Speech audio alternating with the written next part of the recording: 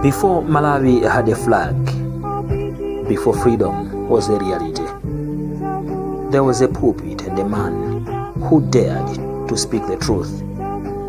Reverend John CHILEMBWE, a preacher whose faith ignited a struggle for freedom.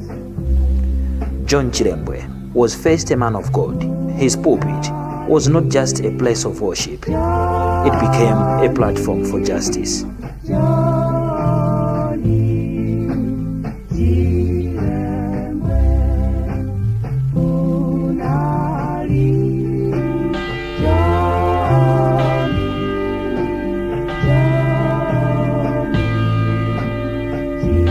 What kind of a preacher was John CHILEMBWE? In actual fact, John CHILEMBWE has so many things that we can speak about today.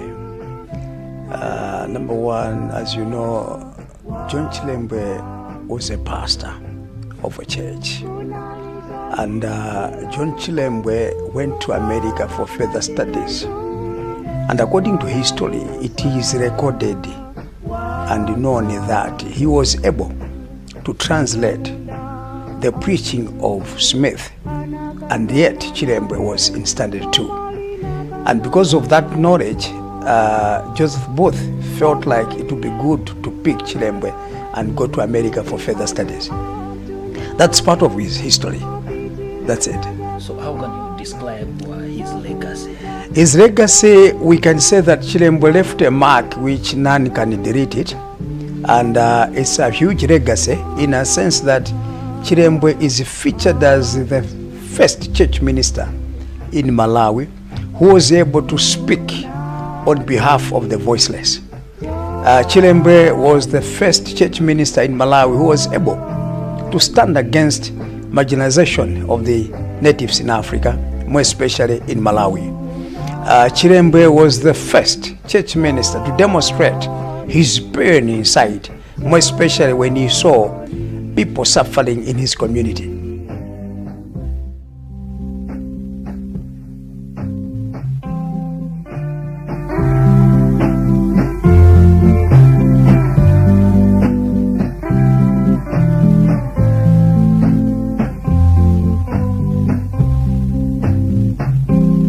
The legacy of John CHILEMBWE now rests with the youth.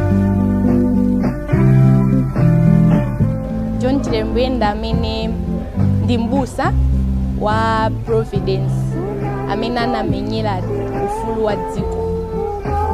Naphunzira kukonda dziko lathu, kuonetsera chikondi kwa wina aliyense mdziko lathu.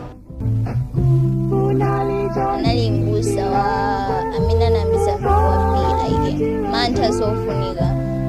Anayotsa mantha amene anamenya ufulu wa dziko, sanalengere zoti ina yachichitika pamoyo wake anafunitsitsa zoti dziko lake likhale ndofu.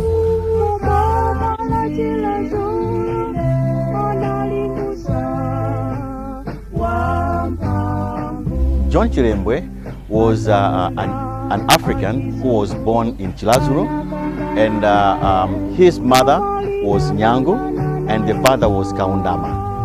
And CHILEMBWE was basically living in Chilazuru, but as time went by, he went to Blanta where he did his education. Now, watching Blanta, he was also influenced by a man called Joseph Booth. And Joseph Booth encouraged CHILEMBWE to do most of the things in terms of education and also politics. There are several reasons why that made him to move from being a pastor or a reverend to start doing now things in terms of politics.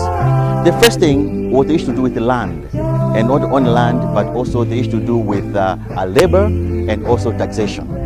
What I mean is this, that during that time, most of the people in Malawi, where their land was snatched from them, the better land was snatched from them by the whites.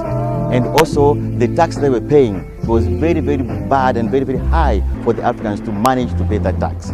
And these are some of the things that made him to be so angry. Him being a pastor or a reverend, he said, no, this is not on. We should fight for these things, because Africans, they also need their rights to live as free as the way they were supposed to live in their own country.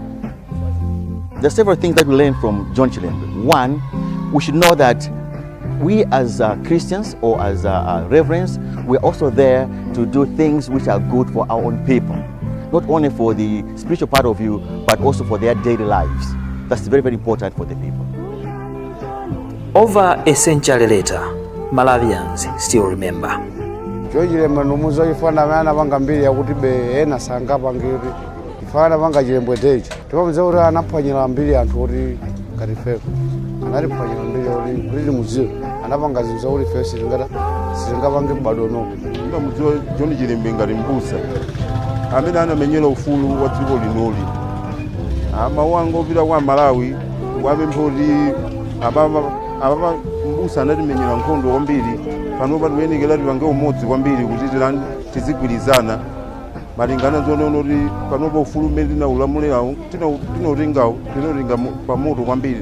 Azungu bwezi dziko linoli atatilanda, koma panopa tikunyada kwambiri, magulitsa nkhuku kumatani kumasangalala mamenya puwa apa chifukwa cha John Chilembwe amene ndero panopa tikuyenekera tizigwirizana kwambiri, osati zoti tikangopeza kuti tikangolakwirana pang'ono tizingomenyana. Makamaka ngati pa zebula pathu panopa tikuwalangiza kwambiri anthu apa zebula anowa kuti apo tizigwirizana kwambiri, chifukwa mapeza kuti mukangolakwirana pang'ono basi mukutengana mpeni kubayana mapa. Ifenso chinanso chimene tikapemphe kwambiri, tipemphe akunkhuku kwambiri. Ife akunkhuku timadana kwambiri. Customer akabwera tikakhoto mwina wagulitsa makwiya kuyamba ufuna umenyana kwambiri, koma tikuwapempha kunono kuti ifeyo tizigwirizana kwambiri.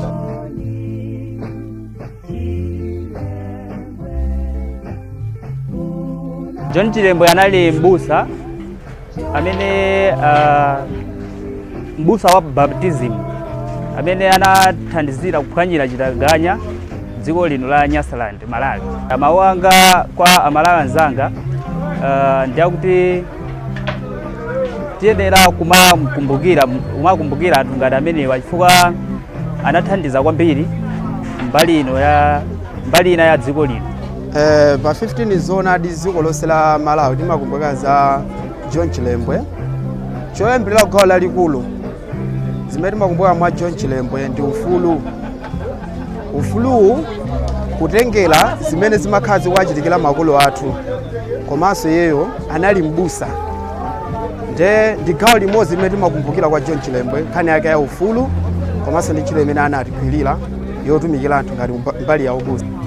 Tsiku la John Chilembwe ndimalimva kuti ndi munthu John Chilembwe anali mbusa amene anatimenyera ufulu Malawi kumenyera nkhondo. Okay, tingakumbukira ngati ndi mbusa amene anatimenyera nkhondo kuti tikhale pa ufulu.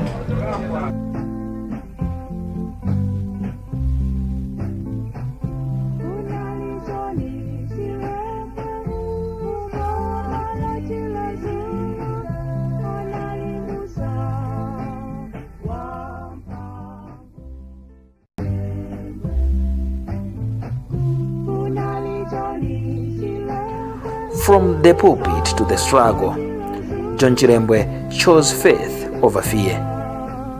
As Malawi remember him today, the question still remains: what will we do with the freedom he died for?